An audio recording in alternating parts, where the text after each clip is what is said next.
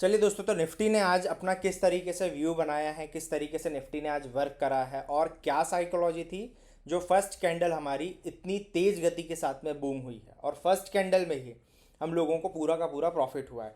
तो psychological factor क्या था, ये फैक्टर मैं आपको बताने की कोशिश करूंगा। आप इसे देखिए और समझिए कि क्या चीज़ें हुई थी।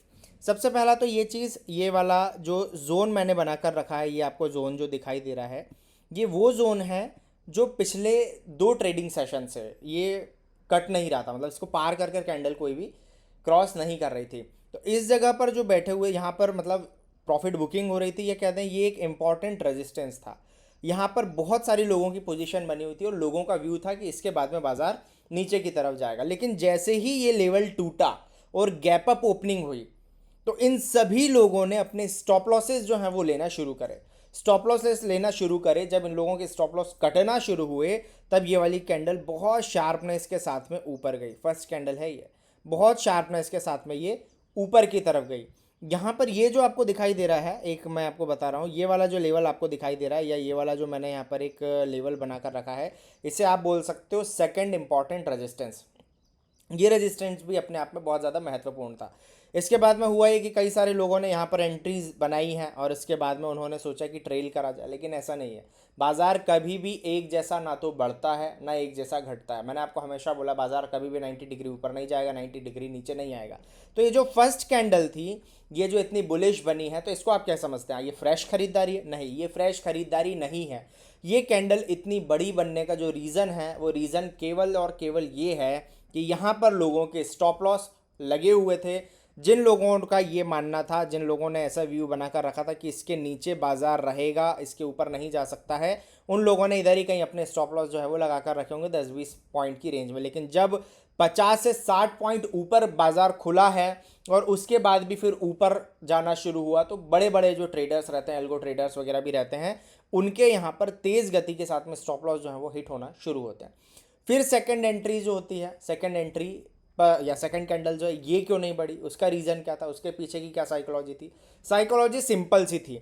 जो व्यक्ति कल यहाँ पर कॉल की प्रीमियम लेकर गया था, उसका भाव था 50 रुपये, और जब बाजार खुला है, ओपन हुआ है और ये वाली कैंडल क्लोज हुई है, उस समय पर उसी प्रीमियम का भाव है 180 रुपये, मतलब 50 रुपये की चीज़ 180। तो आप बताओ, आपके साथ में यदि होता है, आप कोई माल लेकर गए 50 रुपये का, मान लो आपने कोई से स्टॉक खरीदा, प्रीमियम खरीदी, मार्केट खुलते ही वो आपको 3 से 4 गुना रिटर्न दे रही, तो क्या प्रॉफिट बुकिंग नहीं करोगे?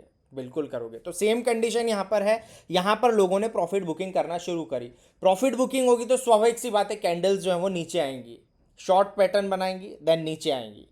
नीचे आने का ये मतलब कहीं नहीं कि बाजार यहाँ खत्म हो गया, ये बाजार इसके बाद में लुढ़क जाएगा, कहीं नहीं हुआ। पूरी तरीके से जो है बाजार है स्ट्रॉन्ग बुलिश। तो ये साइकोलॉजी होती है, इस साइकोलॉजी को हम लोगों को थोड़ा सा समझना होता है। उसके बाद में हुआ ये वाला जो जोन है, ये आपको दिखाई दे रहा है, इंपॉर्टेंट सपोर्टिव जोन है। यहाँ पर कैंडल आई, ये रेड रेड कैंडल आ रही, तो लोग जो है पुट ले रहे हैं कि बाजार गिर रहा है, बाजार गिर रहा है, तो बाजार पूरा गिर जाएगा। नहीं, ऐसा नहीं होता। मैंने आपको बोला ना, बाजार ना तो 90 डिग्री नीचे जाएगा ना 90 डिग्री ऊपर जाएगा। तो यहाँ पर साइकोलॉजी मैंने भी अपनी बनाई, मैंने यहाँ पर व्यू भी अपना रखा कि बाजार में पुट जो है, पुट साइड में जाने के बजाय रिवर्सल ढूंढने की कोशिश करें।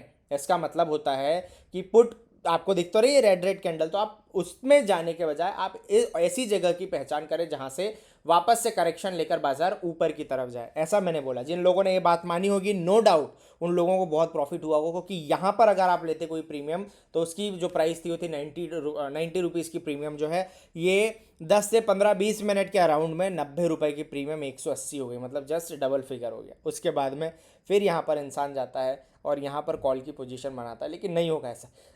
उसका रीज़न क्या है? यहाँ पर क्या बना हुआ है? यहाँ बना हुआ है इंपॉर्टेंट रेजिस्टेंस जोन। इस इंपॉर्टेंट रेजिस्टेंस जोन को यदि तोड़ देता, फुल बॉडी कैंडल क्लोज हो जाती, तो फिर हम लोग बोल सकते थे कि यहाँ से एक रैली और होने वाली, लेकिन ऐसा नहीं होता है। ट्रेडिंग को आप क्या मानते हैं? ट्रेडिंग है एक कॉम्बिनेशन। बहुत सारी चीज़ें जब कंबाइन होती हैं, कॉम्बिनेशन जब उनके मिक्स होते हैं, तब जाकर एक बढ़िया ट्रेडिंग सेटअप जो है वो बनता है, या एक तब जाकर हम लोग कह सकते हैं कि एक बढ़िया ट्रेड जो है वो बनता है, और फिर हमें उसे एग्जीक्यूट करना होता है। लेकिन केवल और केवल यहाँ पर बातें नहीं की जानी चाहिए। चीज़ें क्या हुई हैं, उनके पीछे का लॉजिक क्या है, वो लॉजिक आपका क्लियर होना चाहिए। यदि लॉजिक क्लियर है तो सारी चीज़ें आप नो डाउट बहुत अच्छे तरीके से कर सकेंगे। तो ये था आज के इस ट्रेड का एक लॉजिक। आशा करता हूँ ये सारी चीज़ें आपको समझ में आई होंगी। तो ऐसी जानकारी के लिए आप मुझसे जुड़े रहिए। हम लोग मिलते हैं अगले वीडियो में नए किसी टॉपिक के साथ। धन्यवाद।